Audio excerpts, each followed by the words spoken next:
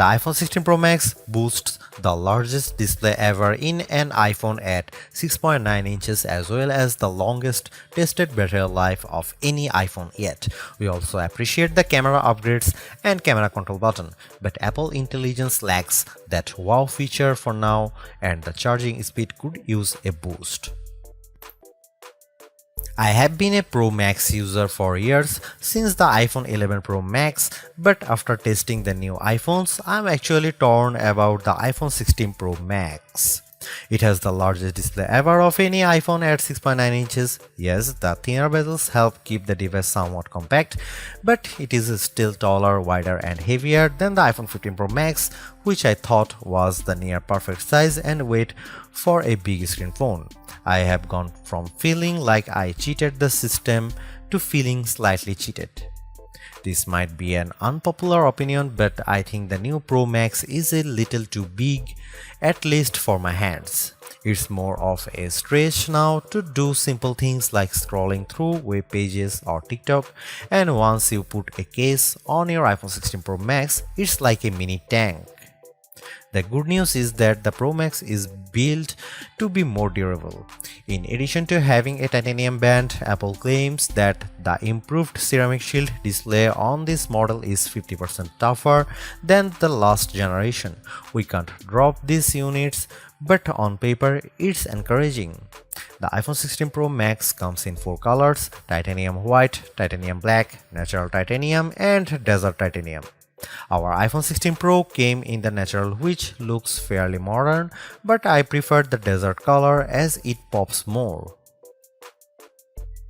The iPhone 16 Pro and Pro Max displays don't get any upgrades in terms of brightness or refresh rate, but they are still among the best OLED panels on a phone. The only main difference is that the screens can scale down to a minimum of 1 nits, which means you can use your phone in bed without disturbing anyone else and get an even dimmer alarm clock.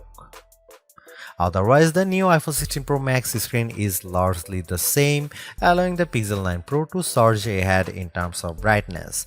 We measured a max of about 1500 nits for the iPhone 16 Pro Max, while the Pixel 9 Pro XL hit more than 2300 nits. Outside in direct sunlight, the iPhone 16 Pro and Pro Max were both dimmer than the Pixel 9 Pro XL, though Google's phone dimmed faster over time in response to the heat. Other than the display size, the biggest design change to the iPhone Pro Max is the addition of the camera control button. This recessed capacitive button on the right side uses haptic to give you feedback, and it launches you straight into the camera. No more having to fumble for the on-screen camera shortcut, and you can now use the action button for another shortcut. This thing is pretty easy to use in both portrait and landscape mode.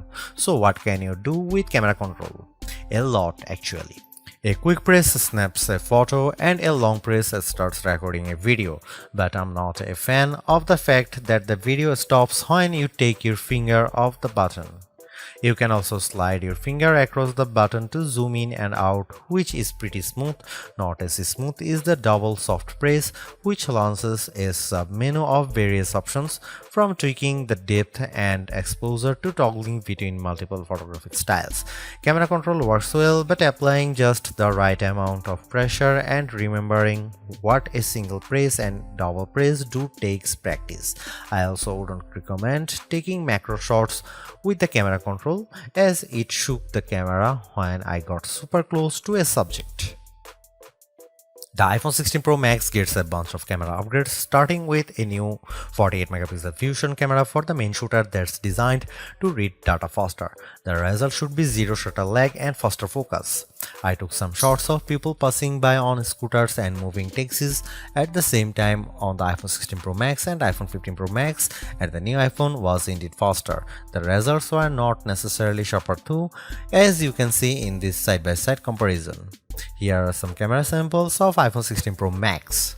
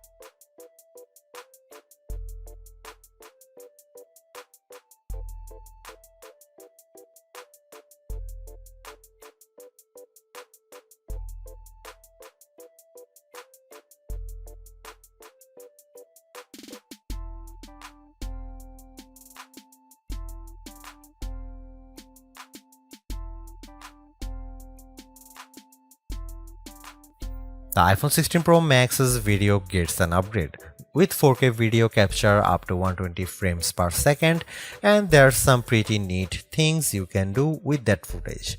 Using the playback speed controls, I could slow down a ping pong match to 50%, 25% or 20%, and the footage still looked sharp. The iPhone 16 Pro Max is indeed an iterative upgrade, and maybe it wouldn't feel that way if Apple Intelligence was available today along with all the promised features. Instead, it's going to trickle out over time, so I would not to be in a rush to upgrade. Having said that, I think that iPhone 16 Pro Max is the best phone money can buy right now if you want the biggest screen and longest battery life.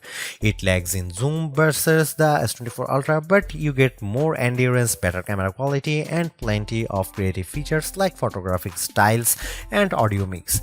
I actually preferred the AI capabilities of the Pixel 9 Pro XL series with its smarter Gemini Live voice assistant and other features like Add Me for photos and Pixel screenshots. But the Pixel's performance and battery life trail the iPhone 16 Pro Max.